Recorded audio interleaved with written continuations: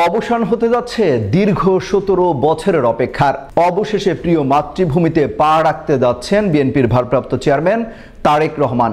আগামী 25 ডিসেম্বর তিনি দেশে ফিরবেন সেই কথা জানিয়েছেন কিন্তু বিএনপির মহাসচিব মির্জা ফখরুল ইসলাম আলমগীর।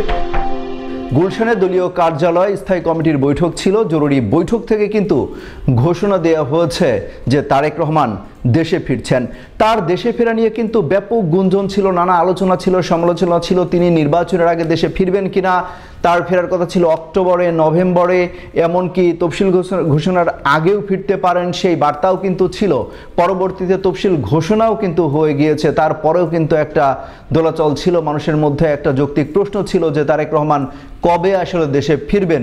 সেই জল্পনা কল্পনার কিন্তু অবসান ঘটিয়ে দিলেন মির্জা ফখরুল ইসলাম আলমগীর। তিনি কিন্তু ঘোষণা দিয়ে ফেললেন যে 25 ডিসেম্বর কিন্তু তারেক রহমান দেশে ফিরবেন।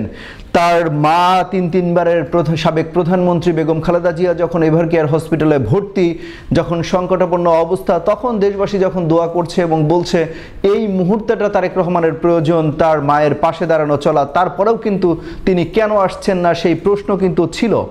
তার পরবর্তীতে কিন্তু তারেক রহমান এক প্রকার নিজেই বাধ্য হয়ে খোলাসা করেন যে আসলেই তার দেশে ফেরার সিদ্ধান্ত একক নিয়ন্ত্রণাধীন না।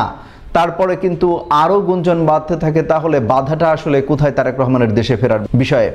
সব জল্পনা কল্পনার অবসান ঘটিয়ে কিন্তু মির্জা ফখরুল ইসলাম আলমগীর জানিয়ে দিলেন তিনি 25 ডিসেম্বর কিন্তু এই বছরে দেশে ফিরছেন। তফসিল ঘোষণা হিসেবে কিন্তু 12ই ফেব্রুয়ারি 2026 সালের 12ই ফেব্রুয়ারি কিন্তু ত্রয়োদশ জাতীয় সংসদ নির্বাচন অনুষ্ঠিত হবে। সেই নির্বাচনে কিন্তু বগুড়া 6 আসন থেকে লড়ার ঘোষণা দিয়েছেন তারেক রহমান। তিনি লড়বেন বগুড়া 6 আসন থেকে।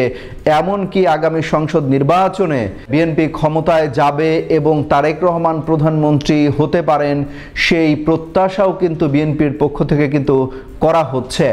তারেক রহমান কিন্তু 2008 সাল থেকে লন্ডনে সপরিবারে বসবাস করছেন। 5 আগস্ট শেখ হাসিনার সরকারের পতনের পর তারেক রহমান দেশে ফিরে আসবেন সেই প্রত্যাশাই কিন্তু বিএনপির পক্ষ থেকে কিন্তু বলা হচ্ছিল এবং দেশবাসী, তৃণমূল বিএনপির নেতাকর্মী যারা আছেন তারাও কিন্তু এটাই প্রত্যাশা করছিলেন। তারপরেও কেন দেশে ফিরছেন না? এই দীর্ঘ সময় প্রায় 1.5 বছর চলে যাচ্ছে, তারপরেও কিন্তু ফিরছেন না তারেক রহমান। সেই বিষয়টা নিয়ে কিন্তু শঙ্কা উদ্গ্রীব ছিল। সব শঙ্কা কিন্তু কেটে গেল যে বিএনপির ভারপ্রাপ্ত চেয়ারম্যান তারেক রহমান অবশেষে 25 ডিসেম্বর দেশে ফিরছেন।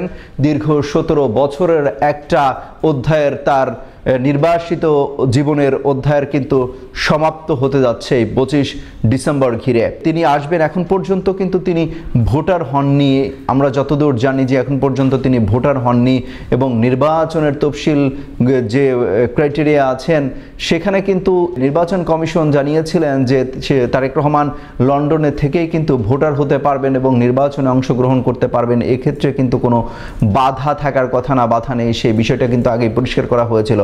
তারপরেও যেহেতু দেশের রাজনীতি, নতুন মেরুকরণ, নতুন সমীকরণ সবকিছু মিলিয়ে তারেক রহমান কবে দেশে ফিরছেন সেই বিষয়টার দিকেই কিন্তু সবার নজর ছিল এবং অবশেষে সেই দীর্ঘ অপেক্ষার অবসান হতে যাচ্ছে 25 ডিসেম্বর তিনি দেশে ফিরছেন। একদিন আগেই মির্জা ফখরুল ইসলাম আলমগীর কিন্তু বলেছিলেন যে তারেক রহমান যেদিন দেশে আসবে সেদিন এই বাংলাদেশ কেঁপে উঠবে, সেই পরিস্থিতি যেন তৈরি হয় চলে, সেই কথা কিন্তু বলেছিলেন। যে দেশের রাজনীতির চেহারা বদলে যাবে সেই কথাও কিন্তু বলেছিলেন বিএনপির ভারপ্রাপ্ত চেয়ারম্যান তারেক রহমান সম্পর্কে মির্জা ফখরুল ইসলাম আলমগীর।